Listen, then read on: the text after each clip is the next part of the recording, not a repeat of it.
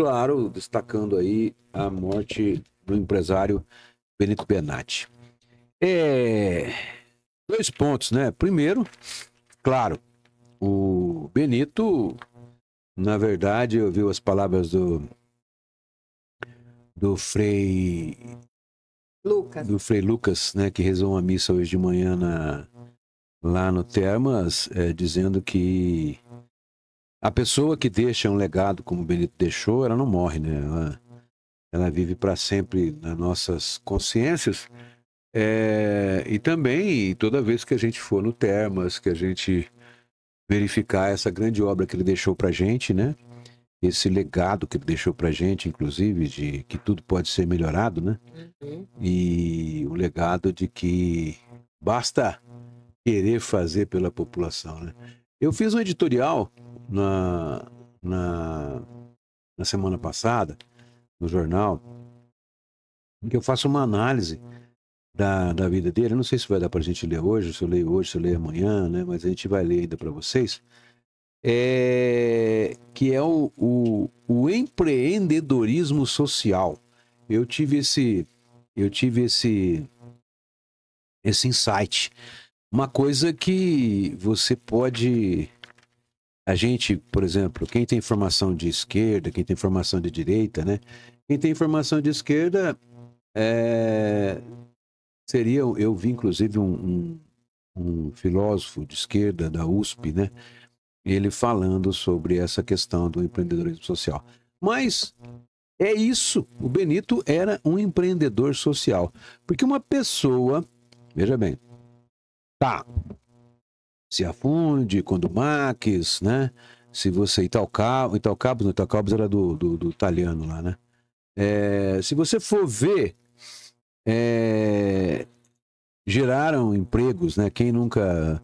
Grande parte da população de Olímpia trabalhou, em algum momento trabalhou na Ciafund, trabalhou na Condumax, trabalhou nas empresas que o Benito acabou montando, né?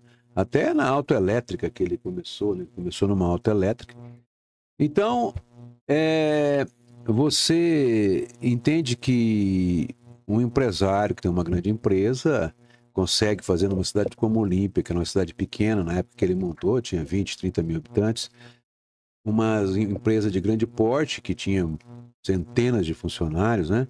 A Ciafund, por exemplo, chegou a ter mais de 700 funcionários na época em que a automatização não era tão grande, né? E isso já é, né? Porque a forma de distribuição de renda do liberalismo, do capitalismo, é o emprego, né? É o emprego. Então, um cara que monta uma empresa grande, ele acaba sendo um empreendedor social, porque ele está ali distribuindo o emprego, né?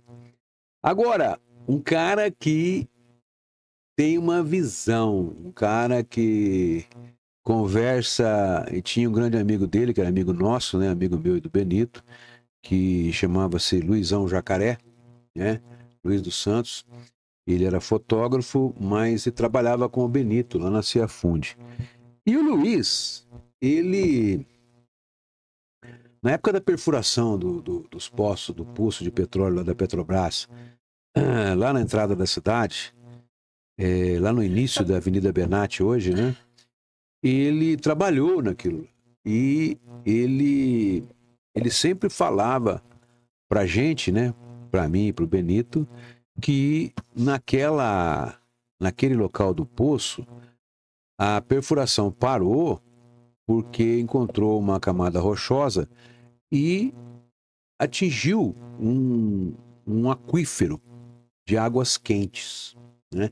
Então, o Luizão vivia falando sobre isso. E o Benito, então, teve a ideia de aproveitar essa água quente do poço da Petrobras para fazer um clube.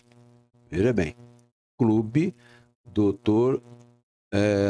Antônio Augusto Reis Neves. E esse clube foi graças ao terreno doado, né, pela família Neves. O Renatinho, também grande amigo da minha família, fez a doação do terreno.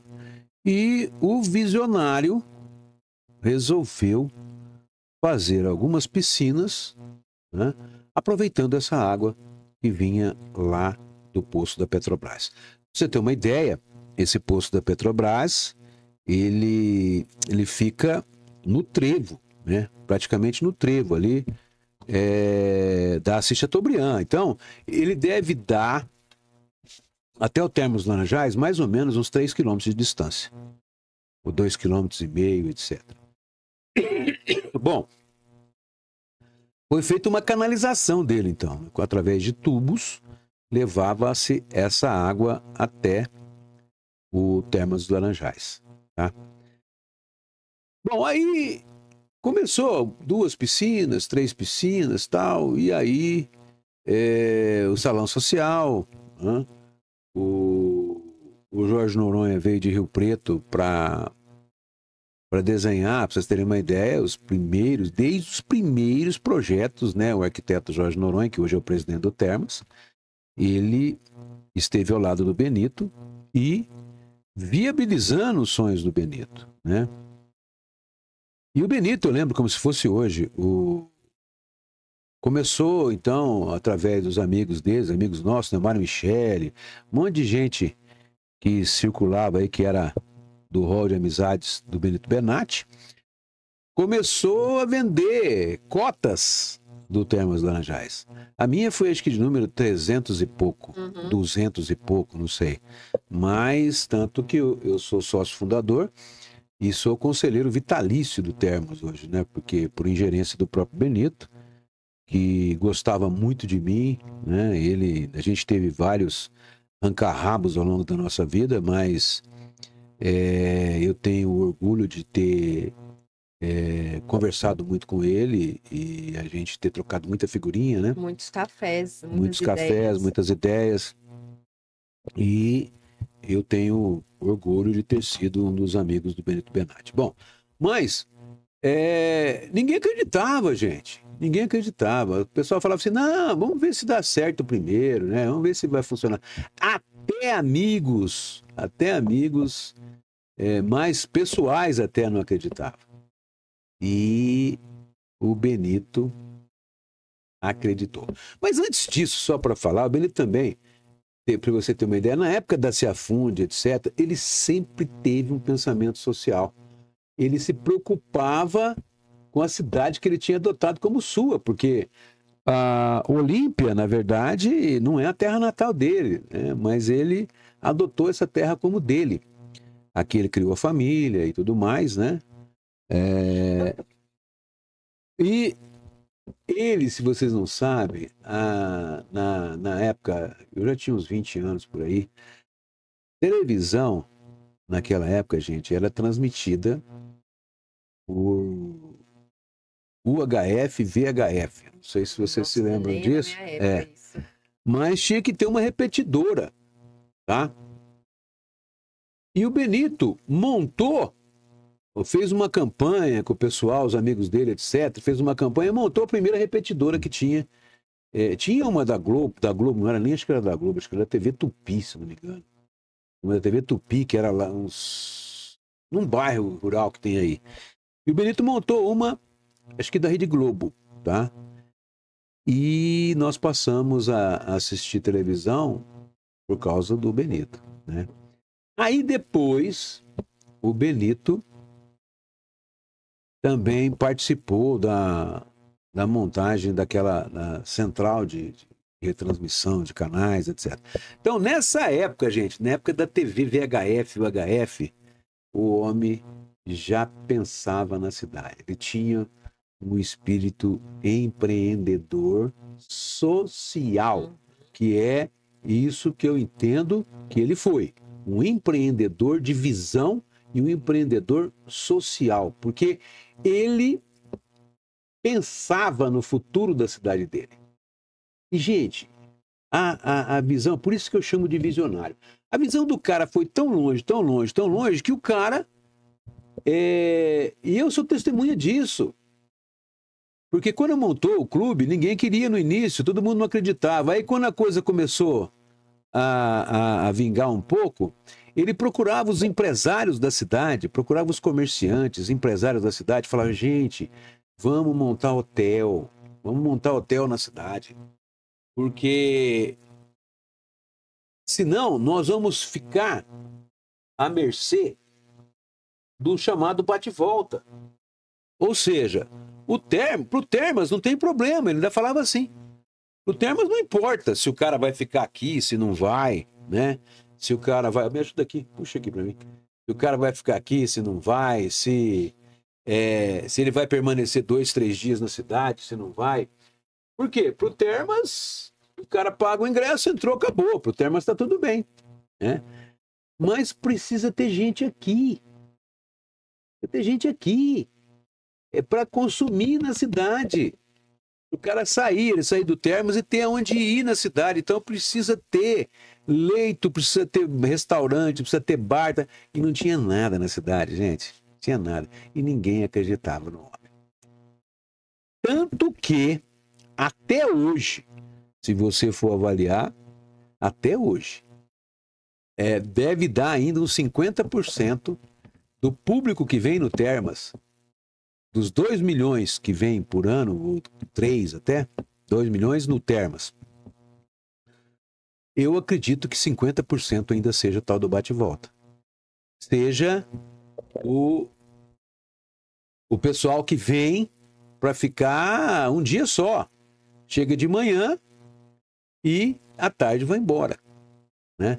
Então, o máximo que vai consumir é sair do Termas, porque você pode sair do Termas e voltar de novo, né? Então você pode sair do Termas e ir almoçar em algum lugar tal, e voltar para o Termas à tarde. Mas naquela época, nem isso quem vinha para cá podia fazer, porque tinha acho que 1 ou 2 restaurantes na cidade em condições de atender esse público, ou seja, nas proximidades ali do Termas, né, etc. A cidade era pequena, uma cidade conservadora e tal, e ninguém acreditava no sonho do Benito Benatti. Ninguém acreditava. Nem os próprios amigos. É claro, os amigos gostavam demais dele, né? E embarcavam nessa, né? Quantos churrasco, por exemplo, a gente não participou, né? No antigo tinha uma casinha lá perto do Termas que era do Zé Bísio.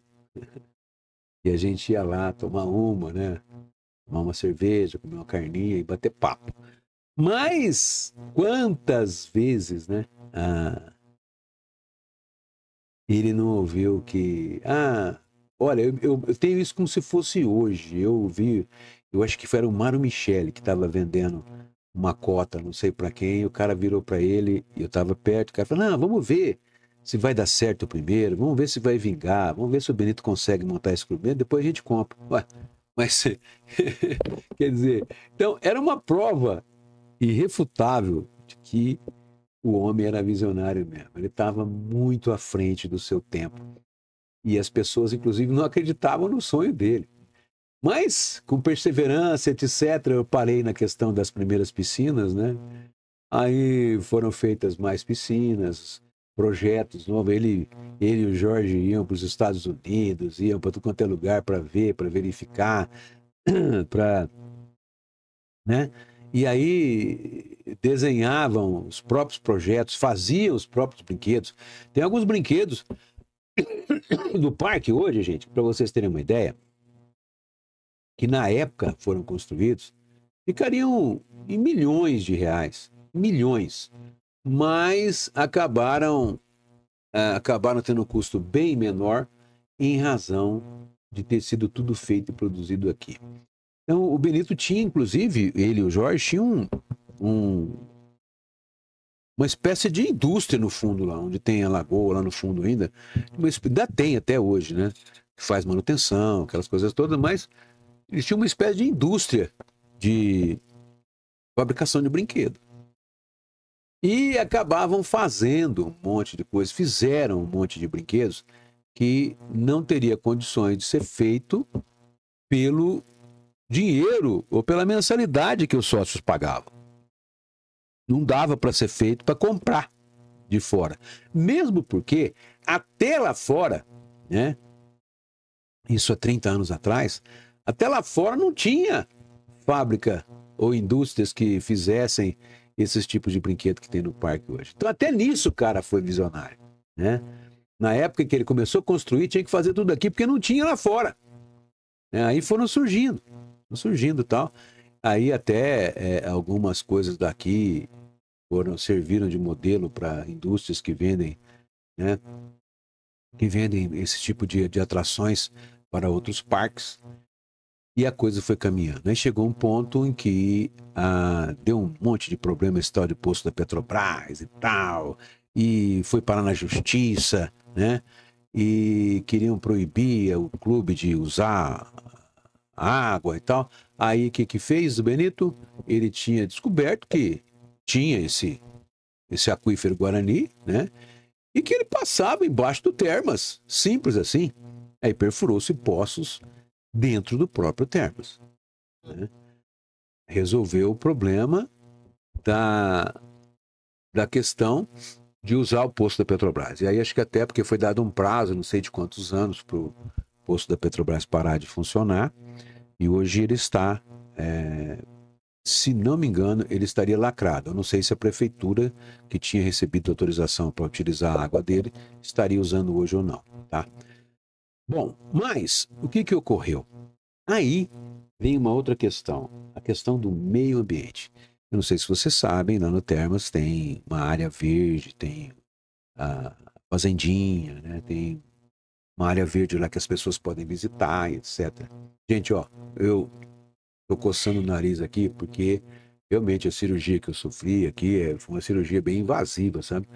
Porque o desvio de septo, né? O Matheus, ele arrancou osso daqui de dentro, né? Para melhorar a respiração. Então fica sensível. Foi mais de 20 dias que eu fui operado, mas ainda está sensível. Então por isso vocês me perdoam se eu dar uma coçadinha no nariz aí de vez em quando. Bom, mas aí o que aconteceu? O Jorge Noronha e o Benito sempre com esse pensamento do meio ambiente. Bom, pô, meio ambiente precisa ser preservado. Aí fizeram, gente, um esquema para reaproveitar a água que é extraída dos poços. Então, em momentos que a gente pode dizer assim, mas então, se vai essa água do aquífero, é um monte de água que vai no Termas, né? Por dia e tal. Então, o que o Termas faz hoje?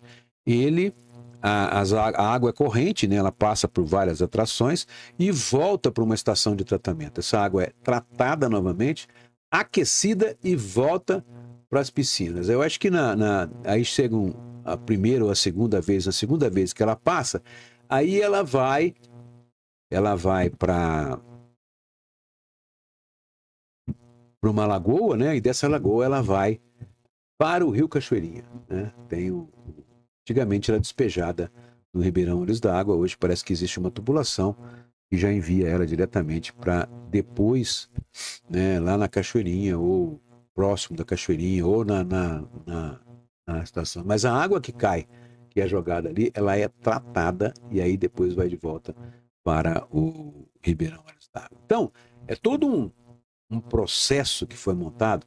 Hoje o Termas é um gigante, gente. Hoje o Termas é um gigante.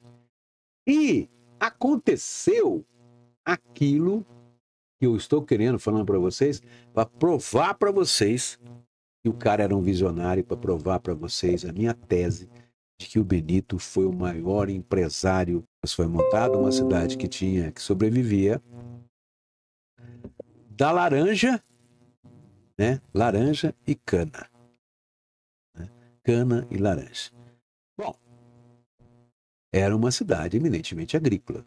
A gente tinha passado pelo período do café, etc, etc, mas naquele instante a gente tinha como maior base da economia a economia agrícola, que passava pela laranja e a cana. Bom, o que ocorreu? O Benito conseguiu, olha só, o que vocês têm que entender da história é isso. Não foi um empresário de Olímpia, os empresários de Olímpia que se uniram e começaram a montar resorts, hotéis, etc. O primeiro hotel grande que foi montado, o Benito conseguiu, em conversa com pessoas, né? Pessoas da região de Goiás, ali de Caldas Novas, aquela coisa toda.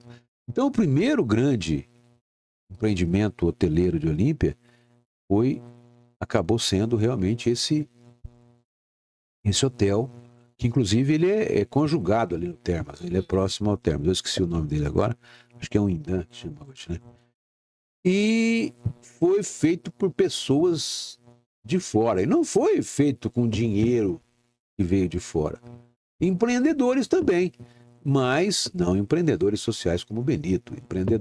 O Benito conseguiu trazer esse pessoal, e esse pessoal montou um grupo, né? E vendeu o projeto na planta, inclusive para pessoas de Olímpia que tinham apartamento, e tem pessoas de Olímpia que têm apartamento lá até hoje, e faz locação, né? E os caras ganham o dividendo em cima disso. E aí surgiu o primeiro. Bom, surgiu o primeiro, então começaram a vir, né, pessoas para visitar o Termas de fora para ficar mais do que um dia, ou seja, fora do bate-volta. Mas isso já tinha se passado aí 10, 15 anos do início do Termas. Bom, aí viram que a coisa dava certo, veio outro empreendimento e tal, e Olímpia hoje tem 35 mil leitos. Uma cidade com 55 mil habitantes tem 35 mil leitos na rede hoteleira, hotéis, pousadas, resorts, etc. Graças a quem? Ao prefeito Sem Passo. Aí é que eu falo para você, e essa questão do prefeito Sem Passo, todo mundo usa agora. Todo mundo usa agora, né? Na época eu também era chamado de louco, chamava ele de prefeito Sem Passo, o pessoal me tirava sarro, né? E agora todo mundo fala. Agora todo mundo usa, mas ninguém fala que a frase que quem qualificou ele, né? Quem fui eu, né? Ninguém fala disso. Mas tudo bem, não tem nada a ver, não precisa falar, não. Mas aí, vocês conseguem enxergar o que eu estou dizendo? Ora, ninguém acreditava, o empresariado de Olímpia não estava nem aí, não acreditava também. Aí vem um grupo de fora, monta um grande negócio e tal, e aí a coisa expande, tá? Mas, gente, olha só, a coisa expande, mas o que o Benito falava lá atrás ainda persiste hoje. Por quê? O que o Benito falava? Olha, um dia a cidade precisa crescer junto. A cidade precisa crescer junto, e um dia a cidade vai se arrepender de não ter abraçado o meu sonho. Por quê?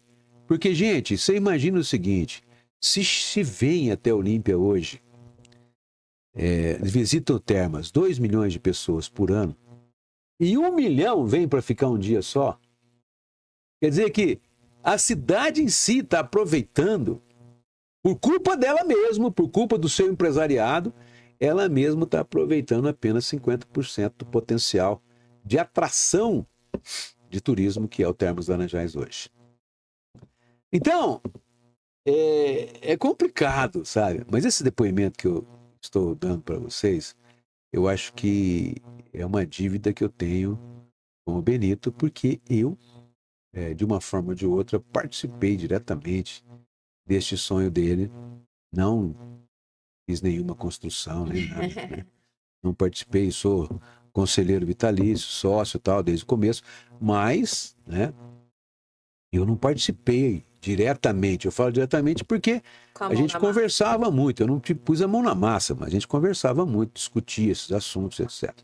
Então, eu devia isso para o Benito, e eu acho que isso tem que ser resgatado. Por isso que ninguém pode negar. O cara era um visionário, o cara era o cara, tá? Mesmo sem ninguém acreditar nele. Ele acreditava nele mesmo. Ele acreditava nele e no potencial da cidade.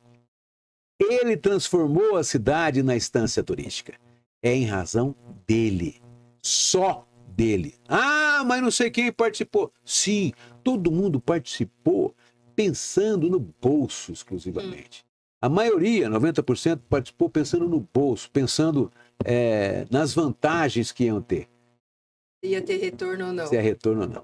O Benito, ele participou com o empresário social porque ele tinha visão dos empregos que isso gerar, porque vocês têm que entender o seguinte, olha, o turismo não traz nada para mim, o turismo não sei o quê, não chega, tá? Pode não chegar a 50% da população, 60% até. Mas chega indiretamente. Mas chega indiretamente.